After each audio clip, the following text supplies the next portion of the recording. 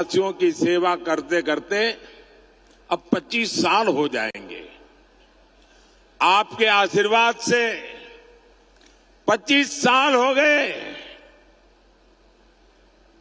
मोदी पर एक पैसे का घोटाले का आरोप नहीं लगा है।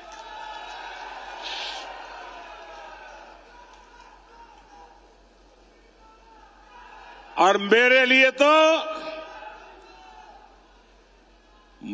तो मेरी ये मां बहनें बैठी है ना, उनकी दुआ, उनके आशीर्वाद ही मेरे लिए बहुत है, काफी है। मुझे जीवन में और किसी की जरूरत नहीं है जी। मैं आज भी पद, प्रतिष्ठा, सुख, समृद्धि, इन सब से दूर वैसा ही हूं जैसा आपने मुझे यहां भेजा था। मोदी मौज नहीं, मिशन के लिए पैदा हुआ है। जेएमएम कांग्रेस के नेताओं ने भ्रष्टाचार से अपार धन संपदा खड़ी की है। मेरे पास अपनी साइकिल भी नहीं है, न मेरा घर है। साथियों, संपत्ति हो, राजनीति हो, सब कुछ ये अपने अपने बच्चों के लिए अर्जित कर रहे हैं। ये उनके लिए विरासत में ढेर सारी काली कमाई छोड़कर जाएंगे। लेकिन मोदी को किसके लिए छोड़ना है भाई? आगे कुछ रखा ही नहीं है, पीछे भी कुछ रखा नहीं है।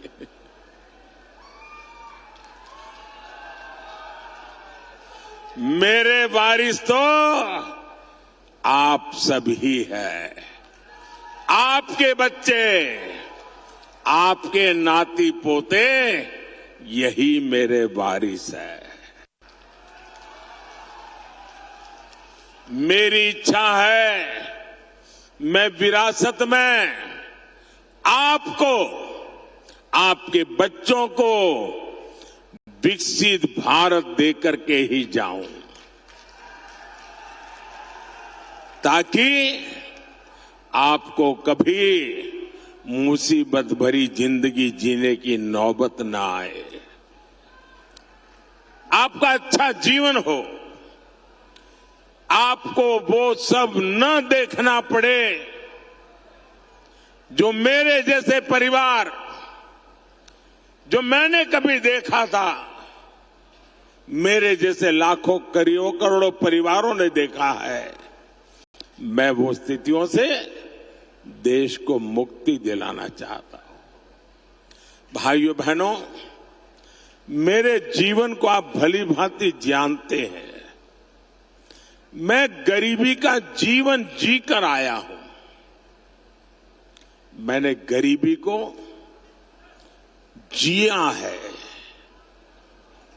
गरीब की जिंदगी कितनी तकलीफ वाली होती है ना, उससे मैं गुजरते गुजरते यहां आया हूं। इसलिए 10 वर्षों में गरीब कल्याण की हर योजना की प्रेरणा मेरे अपने जीवन के अनुभव से जन्म लिया है। जब आज मैं लाभार्थियों से मिलता हूं तो खुशी के मारे मेरी आंख में से आंसू निकल आते हैं।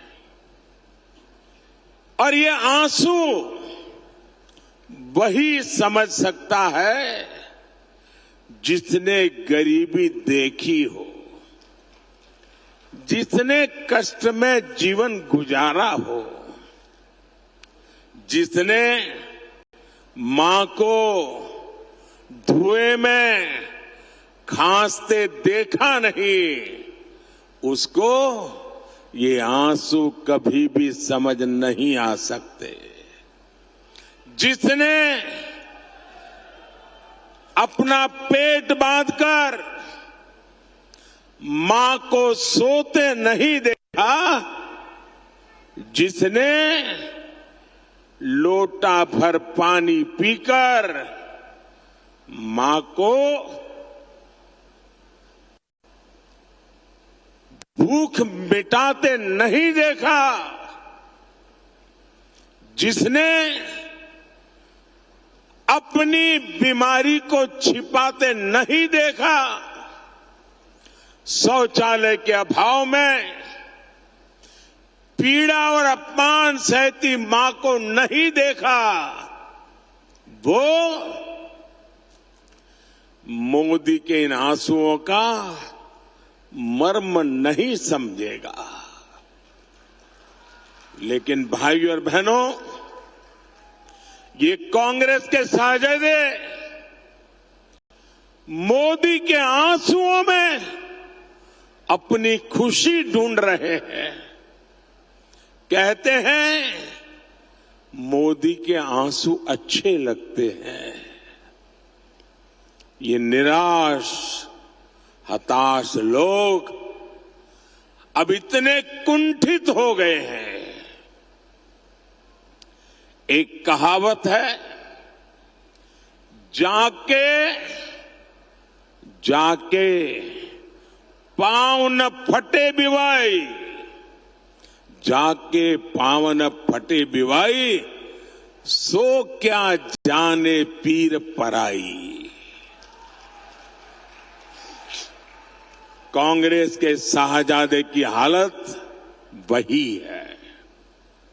वो तो गर्व से कहते हैं कि उनके घर में कई प्रधानमंत्री थे, खुद चांदी के चम्मच से खाते रहे, गरीब की, दलित आदिवासी की झोपड़ी में फोटो खिंचवाते रहे, लेकिन गरीब के लिए कुछ नहीं किया। मोदी के 10 साल के सेवा काल में 25 करोड़ देशवासी गरीबी से बाहर निकले हैं। इसलिए वो आज भाजपा को आशीर्वाद दे रहे हैं। यही मेरे गरीब भाई बहन है, उन्हीं के आशीर्वाद, यही तो मेरी शक्ति है, यही तो मेरी पूंजी है। साथियों, कांग्रेस ने, उसके सहयोगियों ने पलामू को भी तो अपने हाल पर छोड़ दिया था। दिल्ली में बैठे इनके नेताओं को नक्शा दिखाकर पूछ लीजिए कि पलामू कहां है तो पता ही नहीं होगा।